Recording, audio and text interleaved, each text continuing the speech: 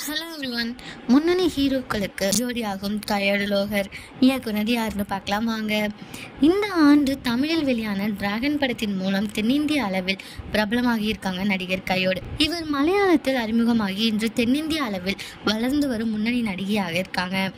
இவர் நடிப்பில் அடுத்ததாக இதயம் முரளி படம் தமிழில் உருவாகி வருது. இந்த படத்தில் அவர் அதர்வாவிற்கு ஜோடியாக நடித்து வருகிறார். இந்த நிலையில் கையோடு லோகரின் அடுத்த புதிய திரைப்படம் குறித்து லேட்டஸ்ட் தகவல் ஒன்று வெளியாகிருக்கு. அதன்படி இயக்குனர் சுந்தர்சி இயக்கத்தில் புதிய படத்தில் கையோடு லோகர் நடிக்க உள்ளாராம். இந்த படத்தில் கதாநாயகனாக விஷால் நடிக்க இருப்பதாக கூறப்படுது. மேலும் இந்த படத்தில் 2 கதாநாயகிகள் என்றும் அதில் ஒருவராக கையோடு லோகர் கமிட் ஆகியிருக்காங்க. மற்றொரு நாயகியாக இன்னும் தேர்வு செய்யப்படவில்லை அப்படின்னு தகவல் தெரிவிச்சிருக்காங்க.